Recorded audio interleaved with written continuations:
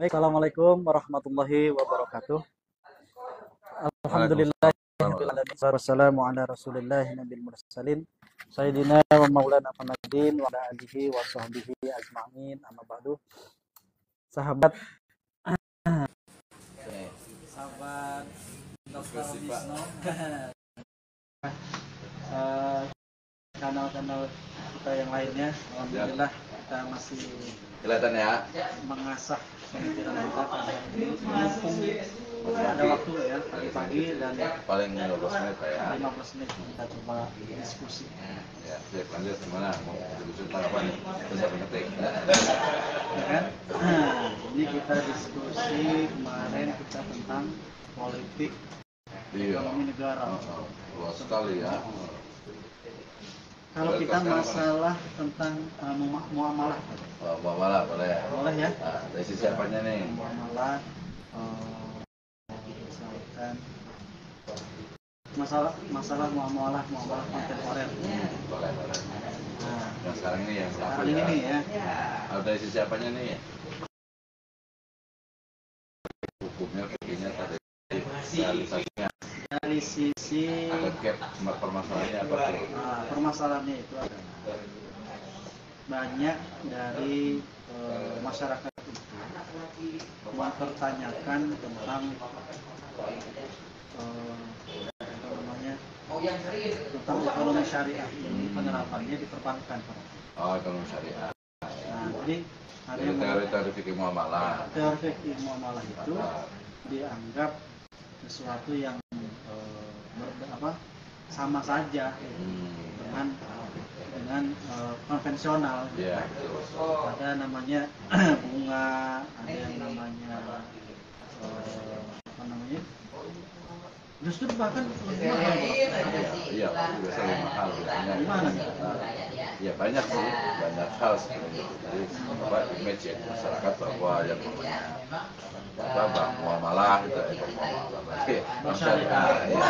Jadi yang namanya bank syariah itu kan itu agak lebih mahal gitu kan ya. Bukan lebih mahal, maksudnya itu ketika kita pembiayaan itu di apa ya, kesannya itu lebih besar, lebih mahal sih, lebih besar gitu kan. Jadi misalnya seseorang itu kalau di bank konvensional itu bank ribawi misalnya pinjam 100 juta gitu. Maka mungkin itu akan menerapkan bunganya itu lebih kurang misalnya ya 25% misalnya kan ya 25% gitu kan ya. Jadi kan berarti lebih kurang itu 125 juta tuh bunganya, katanya 25 juta tuh bunganya gitu kan. Kalau di Konvensional. Kalau mau di syariah, nah misalnya tadi kan bukan utang tuh tadi pembiayaan, pembiayaan 100 juta, kemudian ternyata harus dihitung-hitung, misalnya pakai apa nih, pakai merupakan. Nah sebagian itu kalau itu ya kalau di perbankan sih yang paling ini merupakan. Kalau merupakan itu pembiayaan. Iya, kalau pembiayaan itu rata-rata merupakan. Kalau mudharabah itu perbankan kan berjalan, karena agak sulit ya. Biasanya pebisnis yang akan menentukan. Karena agak sulit biasanya. Rata-rata paling banyak merupakan. Nah, kalau merupakan, berarti kemudian kan bank itu akan pasar itu akan menetapkan keuntungan. Nah, karena keuntungan ini yang oleh masyarakat awam itu dianggapnya itu lebih besar gitu. Karena dia mungkin anggap saja mungkin 30 juta misalnya gitu kan. Jadi kembalinya 130 juta. Jadi tadi dari 125 untuk yang konvensional, kemudian 130 yang bank syariah, nah itu akhirnya jadi yang lebih mahal, lebih tinggi lah ya, lebih besar atau lebih tinggi, artinya itu tambahannya. Nah itu kemudian di masyarakat awam itu dianggap ya sama aja gitu kan, jadi kesannya sekilas itu sama gitu, 100, ini 125, ini 130 juta kan gitu. Jadi itu kesannya dari masyarakat. Berarti memang di masyarakat itu masih belum paham. Iya, betul, pemahaman awalnya. Menyamakan bahwa keuntungan ini sama dengan riba. Sama dengan bunga. Betul. Sama juga nanti kalau yang mudharabah juga sama. Mudharabah itu ketika bank itu sebagai sohib mal, kan ya. Kemudian nanti nasabah sebagai mudharib, sebagai pengelola. Nah, kadang memang ada kekurangannya itu seolah itu gini. Jadi ketika uang diberikan 100 juta, gitu kan ya. Nah kemudian ternyata usaha itu belum berjalan, kan baru mulai lah. Nah, tapi ternyata kemudian oleh bank itu sudah suruh seolah posisi mengangsur. Padahal baru belum start. Iya, itu harusnya kan bukan mengangsur sebenarnya. Jadi akadnya susah kalau mudharabah itu susah. Beda itu dia nggak bisa tuh karena masa-masa mengangsur sih atau mungkin anggapannya angsurnya adalah hasil keuntungan kan belum jalan. Nah, itu kadang saya pernah ngerasakan seperti itu terus waktu itu di lembaga keuangan juga sih kita lebih kecil kan BMD ini kan usahanya belum jalan Berarti belum berimbang ya? iya belum berimbang ya, artinya belum ada keuntungan itu suruh bukan nyicil suruh bayar keuntungannya saya bilang sih pokoknya gitu kan tapi kalau pokoknya nggak cocok kalau muter-muter nggak cocok kan kalau untuk pembiayaan itu yang paling mudah ya merubah atau sekarang itu ya dengan apa kalau kayak rumah mobil itu ya pakai sekarang musyawarah tanah hisa mobil itu jadi lebih apa ya mungkin lebih adil kan ya Kalau apa sih? musyawarah tanah hisa Untuk pembelian barang. Barang Pembeli barang pakai sistem. iya dia akadnya itu sertifikat kepemilikan bukan sertifikat usaha nah, jadi gini misalnya gini tapi kan dia awalnya harus ada DP-nya jadi gini saya mau beli rumah nih Ya. beli rumah kemudian rumah itu harganya 500 juta ya kemudian saya punya itu 100 juta nah kemudian bank itu punya 400 maka kemudian 400 dari bank kemudian 100 dari saya untuk kemudian diberikan Oh. Baik. nah kalau kita diterima kan berarti kan punya 100 juta punya bank itu 400 juta kan nah kemudian berarti kan saya punya kewajiban bayar 400 juta itu kan tapi karena kepemilikan itu adalah rumah maka kemudian nanti bank itu akan bisa itu menjual rumah itu sedikit jadi porsinya itu 100, 400, nanti bisa turun lagi 100, 110, nanti itu enggak terus gitu. Jadi kepemilikan bank itu akan berkurang sampai ujungnya itu nanti habis bank itu, kepemilikan rumah itu enggak ada. Jadi bedanya itu hanya di objek akadnya itu memang betul-betul ada barangnya. Jadi kepemilikannya itu Jadi menurut musyawarahnya itu musyawarah pemilikan milkiyah, sertifikat milkiyah. Itu kayak di Al-Quran kan hukum syuraka fisulus gitu kan ya.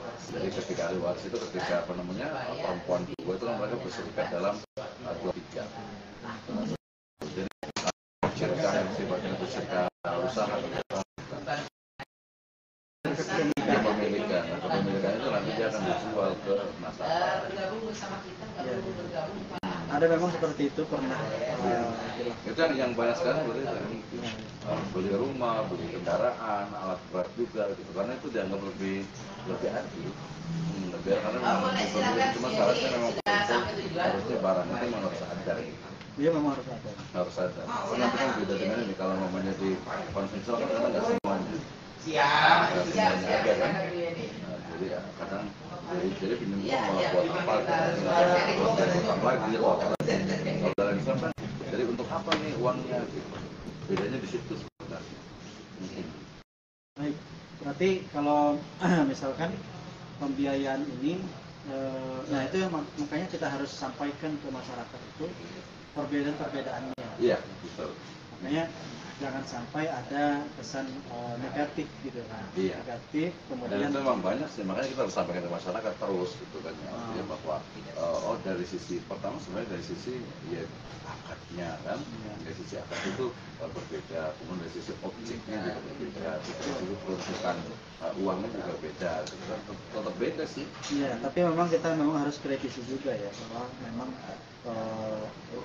perbankan ini masih ada kritiknya. Iya banyak sih. Masih ada banyak. kritiknya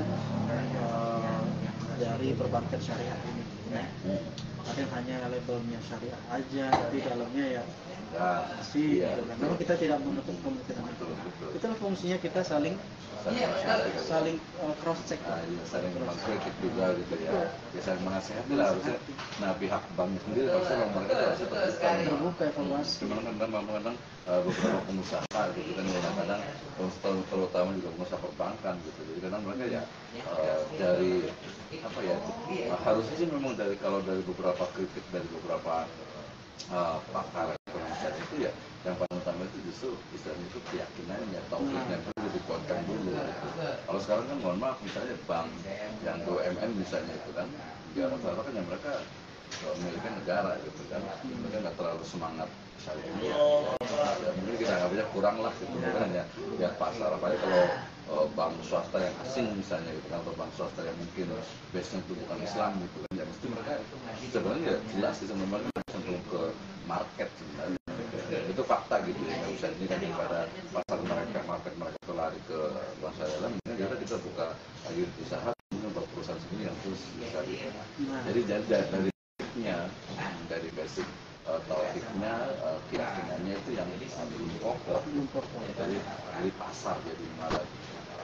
Jangan kan kita mesti kayak yang kita sebut aja ya mungkin merek ya, Bang Muamalah kan kalau kita anggap mungkin ya sekarang yang mungkin yang agak lebih bagus lah gitu ya, karena dia awalnya dari MUI, dari ICMI, dari masyarakat saja, masyarakat muslim gitu kan. Nah, ini nggak perlu kita inginkan juga gitu kan. Dulu sempat tuh BNI Syariah sempat agak cukup bagus, tapi kemudian akhirnya ya ada perubahan juga setelah dari BSI juga. Sekarang karena saya ada beberapa teman-teman mau buat juga bank yang betul-betul harus syariat, lagi dibuat juga gitu.